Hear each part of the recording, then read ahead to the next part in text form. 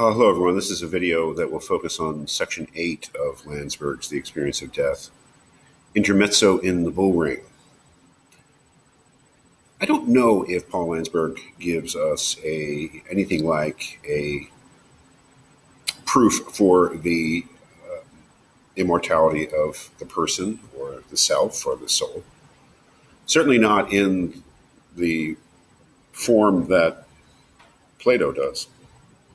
In the Phaedo, Socrates offers 4 or 5 arguments for the immortality of the soul that are actual arguments with premises and conclusions. But I don't know if that's really what Landsberg is about in terms of he's making a case, I think, for the idea of at least the survival of the person through death. But as a Christian philosopher, perhaps he doesn't hold himself to the same standards of argumentation. That is, he can rely to a certain extent on his Christianity.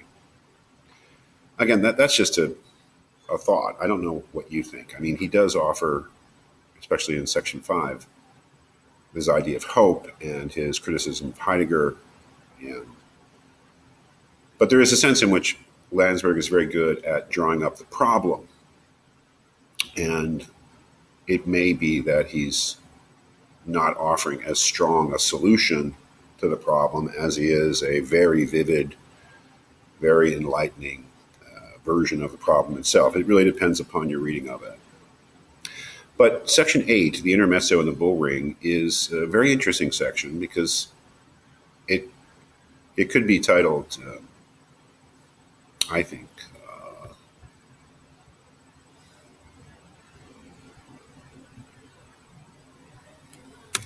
something like the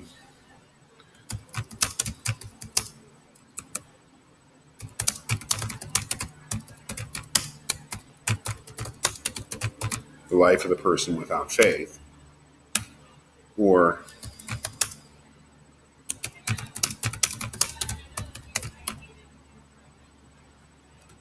if this even makes sense, the life of the Epicurean person. And by that I mean the life of the person without faith for Landsberg is also the life of the person who believes that death is the absolute annihilation of themselves. And he uses the metaphor of the bullfight to characterize what that life would be like, and describes in his own way. I mean, he's brilliant coming up with these dramatic scenarios. So, for instance, look back at Section 4 in his very dramatic, brilliant description of what it's like to be with a dying friend. Here he describes what the bullfight is like from the point of view of the bull. And his point in doing this is to use the bullfight as a metaphor and to say that the life of the person without faith, or the life of the person committed to something like annihilationism, the idea that we become nothing at death, is like the bull in the bullfight. And he describes, I mean, he must have gone to bullfights in Europe, probably Spain or southern France or something like that. And describes, what a bullfight is like. The bull comes into the arena, the bull is strong. Sorry. Crash outdoor. I live in the city, so there you go again. Let me just make sure that nothing is going wrong outside my living room window. Everything is okay. All right. Just had to check. The bull comes into the arena not knowing what it's in for, what he's in for. He doesn't know. He's the bull. He's strong and feels his vitality and is ready for anything. And initially regards the thing as a sport. Right? He's going to fight against the matador or whoever. And that situation changes as the thing unfolds. And realizes maybe, or it becomes clear that the bull is a tragic figure. Why? Why? Well, the bull can't win. That's the thing about a bullfight, is that it's not really a fight. It's a ritual execution. The bull never wins in a bullfight. Even if the matador is injured or killed, the bull doesn't win. Because my understanding, at least from reading Hemingway's book on bullfighting, Death in the Afternoon, which is a great book, once a bull is in a bullfight, whether the matador kills the bull or not, the bull is killed, because it would be too dangerous to fight a bull that had experience in fighting a matador.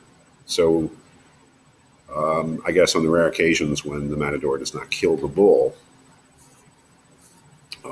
killed anyway. So, but that's not anything that is mentioned here. The point is that the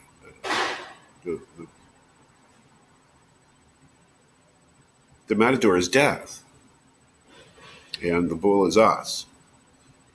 And what gradually dawns on the bull during the course of the so-called fight is, again, it's not a fight at all, because the outcome is predetermined. If we regard ourselves as finite creatures in the way that has been advocated by many a philosopher so far in this course, Landsberg is saying, then we take the place of the bull.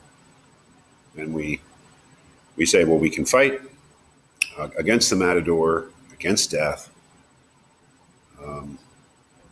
against the odds against us, but that we ultimately are fated to lose.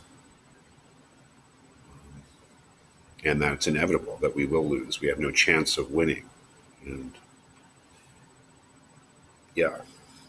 So it's a highly dramatic and creative way of characterizing really what he's arguing against. That is that